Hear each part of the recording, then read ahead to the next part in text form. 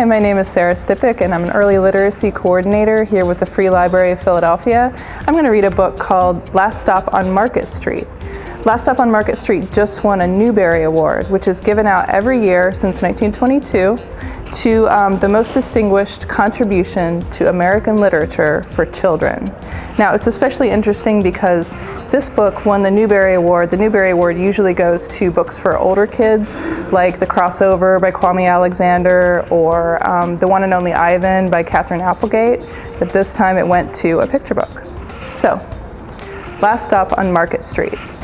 Words by Matt De La Pena, pictures by Christian Robinson. CJ pushed through the church doors, skipped down the steps. The outside air smelled like freedom, but it also smelled like rain, which freckled CJ's shirt and dripped down his nose. He ducked under his Nana's umbrella, saying, "How come we gotta wait for the bus in all this wet?" "Trees get thirsty too," his Nana told him. "Don't you see that big one drinking through a straw?" CJ looked for a long time, but never saw a straw.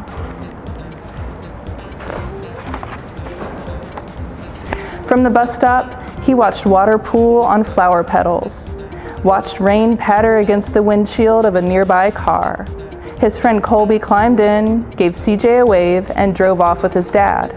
"Nana, how come we don't got a car?" "Boy, what do we need a car for? We got a bus that breathes fire, and old Mr. Dennis, who always has a trick for you." The bus creaked to a stop in front of them. It sighed and sagged, and the doors swung open.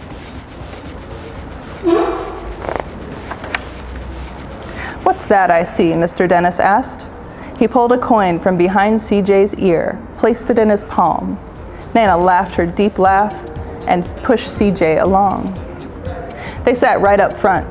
The man across the way was tuning a guitar. An old woman with curlers had butterflies in a jar. Nana gave everyone a great big smile and a good afternoon. She made sure CJ did the same.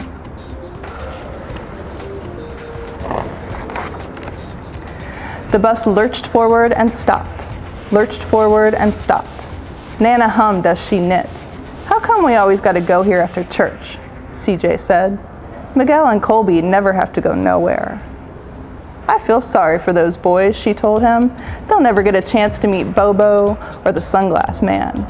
And I hear Trixie got herself a brand new hat." CJ stared out the window, feeling sorry for himself. He watched cars zip by on either side, watched a group of boys hop curbs on bikes.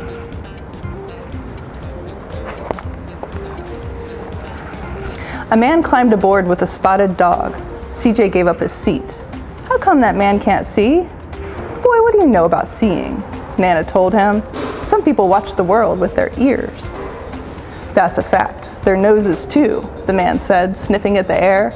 "That's a mighty fine perfume you're wearing today, ma'am." Nana squeezed the man's hand and laughed her deep laugh.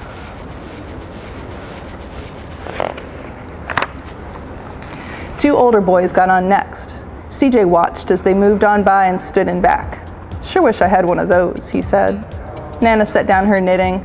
"What for? You got the real live thing sitting across from you. Why don't you ask the man if he'll play us a song?" CJ didn't have to. The guitar player was ready, already plucking strings and beginning to sing.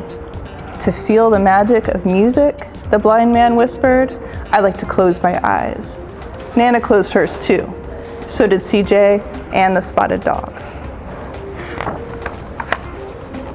And in the darkness, the rhythm lifted CJ out of the bus, out of the busy city. He saw sunset colors swirling over crashing waves, saw a family of hawks slicing through the sky, saw the old woman's butterflies dancing free in the light of the moon. CJ's chest grew full, and he was lost in the sound, and the sound gave him the feeling of magic. The song ended and CJ opened his eyes. Everyone on the bus clapped, even the boys in back. Nana glanced at the coin in CJ's palm. CJ dropped it in the man's hat. "Last stop on Market Street," Mr. Dennis called.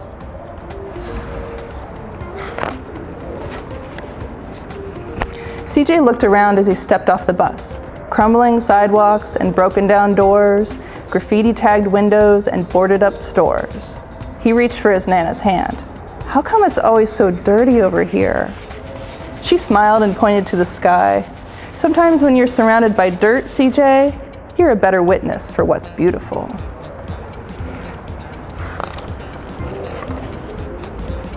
CJ saw the perfect rainbow arcing over their soup kitchen. He wondered how his Nana always found beautiful where he never even thought to look. He looked all around them again, at the bus rounding the corner out of sight, and the broken street lamps still lit up bright, and the stray cat shadows moving across the wall. When he spotted their familiar faces in the window, he said, "I'm glad we came."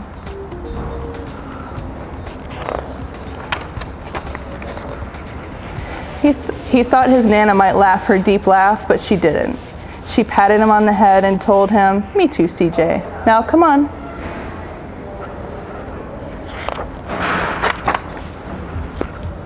The end.